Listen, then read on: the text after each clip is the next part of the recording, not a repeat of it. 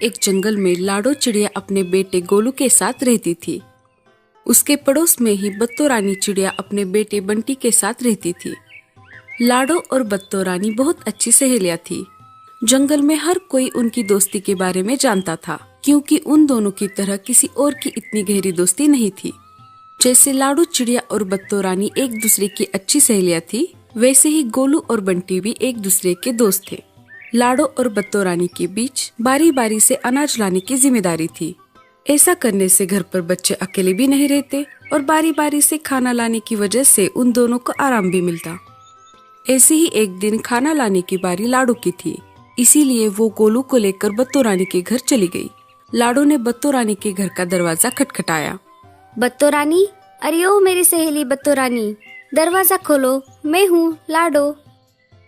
अरे लाडो, तुम अंदर आ जाओ। कैसे हो गोलू बेटा? मैं ठीक हूँ आंटी, आप कैसे हो? मैं भी ठीक हूँ गोलू बेटा। जाओ, बंटी अंदर पढ़ाई कर रहा है। अरे लाडो, बताओ आज कैसे आना हुआ? अरे बत्तो रानी, तुम भूल गई क्या? आज खाना लाने की बारी मेरी है, इसीलिए आज मैं गोलू को तुम्हारे घर छोड़ने आई हूँ। अरे हाँ, मैं तो भूल ही गई। घर के कामों के चक्कर में मुझे याद ही नहीं रहा। चलो कोई बात नहीं, अब मुझे निकलना होगा, नहीं तो मुझे वापस आने में देरी होगी। ठीक है लाडो, तुम चिंता मत करो, मैं गोलू का अच्छे से ख्याल रखूंगी। लाडो भोजन लाने की तलाश में निकल पड़ती है। बत्तो ने तो कहा था यहाँ पर तो बहुत सारे अनाज के खेत हैं, लेकिन यहाँ पर तो कुछ भी नहीं है। अब मैं क्या करूँ? मैं थोड़ा और आगे चलकर देखती हूँ, शायद मुझे अनाज के खेत मिल जाए।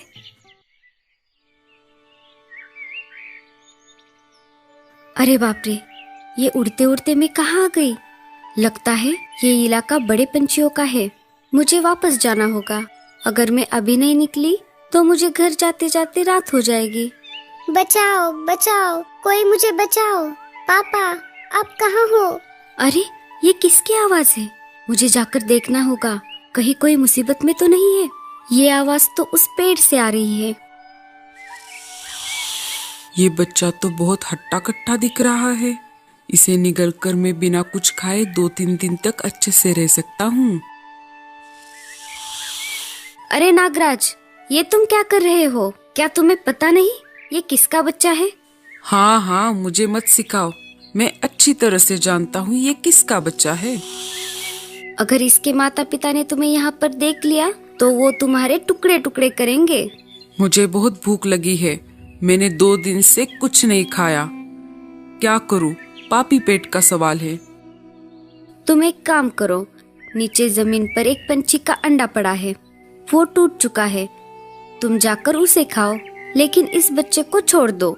अच्छा अच्छा, ठीक है, मुझे सिर्फ पेट भरने से मतलब। अरे ये नागराज मेरे घोंसले के पास क्या कर रहा था? कहीं इसने मेरे बेटे को खा तो नहीं लिया? मुझे अभी जाकर देखना होगा। आपका बहुत बहुत शुक्रिया आंटी। अगर आज आप यहाँ नहीं होती तो नागराज मुझे खा जाता। हाँ बेटे, अच्छा हुआ मैंने तुम्हारे रोने की आवाज सुनी, नहीं तो मुझे पता ही नहीं चलता। वैसे तुम्हारे माता पिता कहाँ पर है? वो तुम्हें ऐसे अकेले छोड़कर कहाँ पर चले गए? मेरी माँ नहीं है, मेरे पिताजी मुझे बचपन से संभाल रहे हैं। मैं अभी छोटा हूँ, इसलिए मैं उड़ नहीं सकता। पापा खाना लाने के लिए बाहर गए हैं, वो आते ही होंगे। कोई बात नहीं बेटा, तुम्हारे पापा के आने तक मैं यहीं पर ही रुकती हूँ। पापा, आप आ गए? आपको इतनी देर क्यों लगी पापा?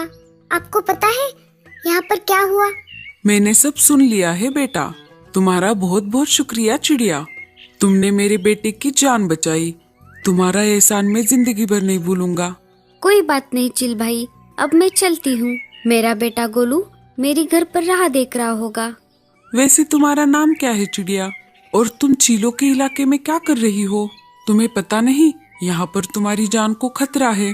मेरा नाम लाडो है। मैं भोजन की तलाश में भटकते भटकते यहाँ पर आ गई। मुझे दूर दूर तक कहीं पर अनाज के खेत नहीं मिले, पर क्या करूँ, मुझे अब खाली हाथ ही घर लौटना पड़ेगा। बस इतनी सी बात? लाडो, तुम चिंता मत करो, मैं तो मांसाहारी हूँ, लेकिन इमरजेंसी के लिए मैंने थोड़ा अनाज इकट्ठा करके रखा है, वो तुम ले जा सकती हो। आपका बहुत बहुत शुक्रिया चील भाई, अब मैं चलती हूँ। रुको, मैं तुम्हें इलाके से बाहर तक छोड़ देता हूँ। लाडो, अब तुम यहाँ से जा सकती हो। यहाँ से चीलों का इलाका खत्म होता है। और हाँ लाडो, जब भी तुम्हें मेरी जरूरत पड़े तुम मुझे जरूर याद करना। जी चील भाई, अब मैं चलती हूँ। Bye bye. लाडो बत्तो रानी के घर आ जाती है और उसे सारी बात बताती है। तुमने बहुत सही किया लाडो। चलो अब मैं घर जाती हूँ। घर जाके मुझे खाना भी बनाना है। 2-3 दिन ऐसे ही गुजर जाते हैं। अब खाना लाने की जिम्मेदारी बत्तो रानी की थी। सुबह होते ही बत्तो रानी बंटी को लेकर लाडो के घर आ जाती है। लाडो, अरे ओ लाडो, दरवाजा खोलो, मैं हूँ बत्तो। अरे बत्तो, आज सुबह सुबह इतनी जल्दी? आज अनाज लाने की जिम्मेदारी मेरी है ना, और दोपहर में मुझे मेरी मौसी के घर जाना है, इसलिए मैं जल्दी आई हूँ। मैं जल्दी जाती हूँ और दोपहर होने से पहले ही लौट आती हूँ। बंटी बेटा, आंटी को तंग मत करना। हाँ, तुम और गोलू मिलकर पढ़ाई करना, मैं जाकर आती हूँ। ठीक है माँ। बच्चों, मैं किचन में खाना बनाने जा रही हूँ, तब तक तुम ये मिल्क शेक पी लो, और ये मिल्क शेक पीने के बाद यहीं पर पढ़ाई करने के लिए बैठ जाओ।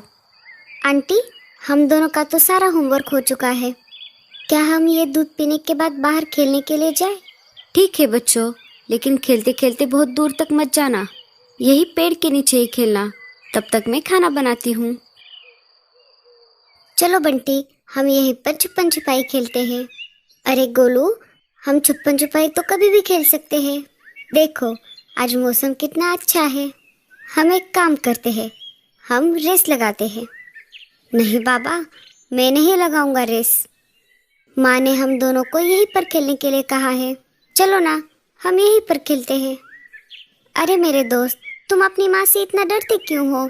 मैं हूँ ना तुम्हारे साथ। हम आंटी के खाना बनाने से पहले ही आ जाएंगे। अब चलो।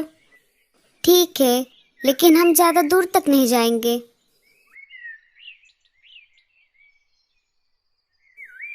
अरे बंटी, रुक जाओ, मुझे भी तुम्हारे साथ उड़ने दो। रेस लगाने के चक्कर में बंटी बहुत तेज उड़ रहा था।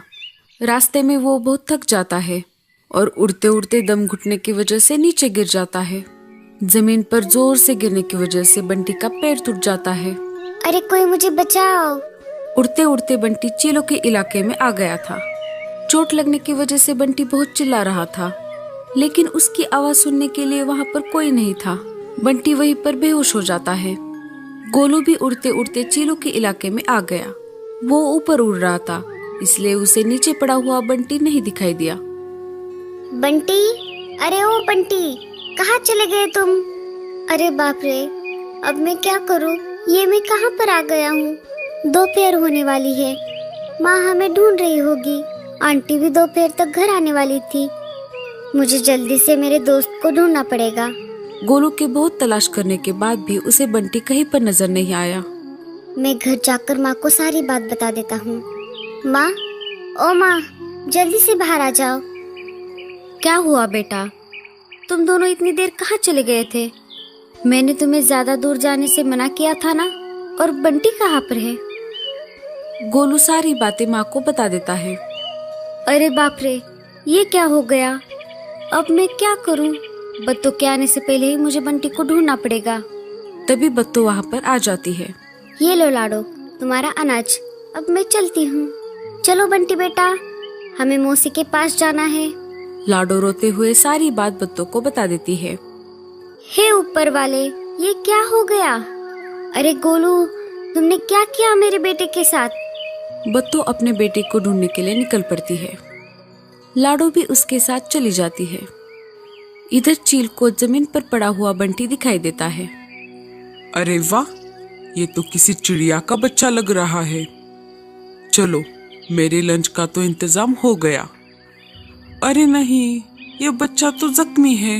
मैं किसी भी जख्मी जानवर या पक्षी को नहीं खाता।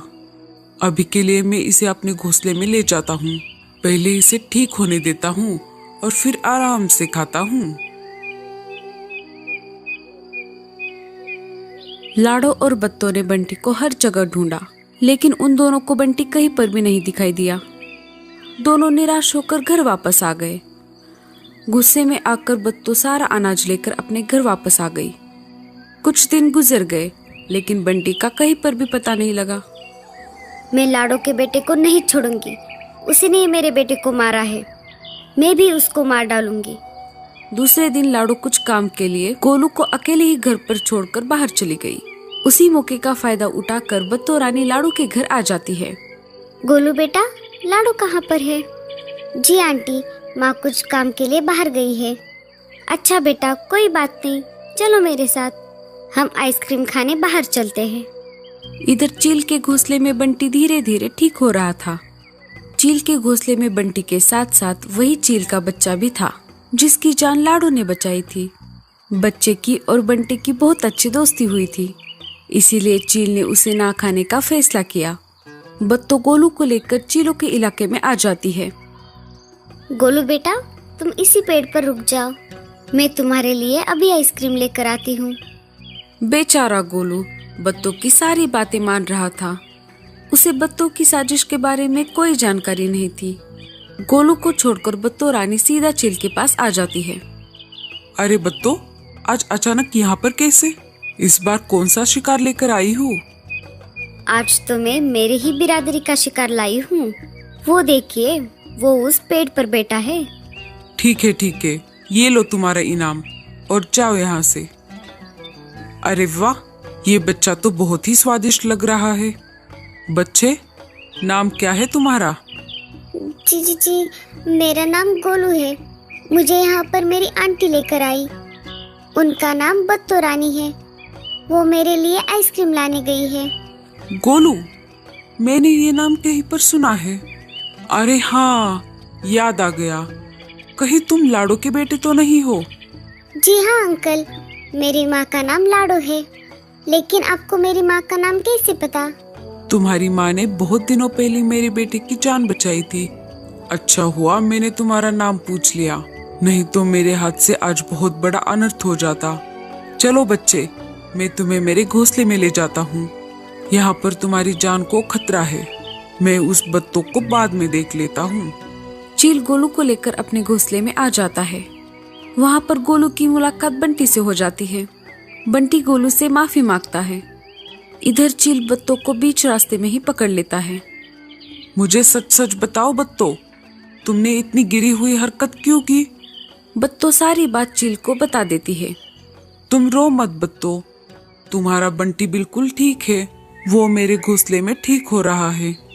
उसकी और मेरे बेटे की बहुत अच्छे से दोस्ती हुई है। चलो, मैं तुम्हें उसके पास ले जाता हूँ। बत्तो अपने बेटे को देखकर बहुत खुश हो जाती है। बत्तो गोलू और बंटी को लेकर लाडो के घर आ जाती है। बत्तो लाडो को सारी घटना बता देती है। लाडो, मुझे माफ कर दो। माँ की ममता में मैं अंधी हो गई थी और बहुत बड़ा पाप करने जा रही थी। लाडो बत्तो को माफ कर देती है और सब मिलकर खुशी खुशी अपनी जिंदगी बिताते हैं। तो दोस्तों, कैसी लगी आपको हमारी ये कहानी? हमें कमेंट्स में जरूर बताना। और आपको स्टोरी अच्छी लगे तो लाइक और शेयर जरूर करना।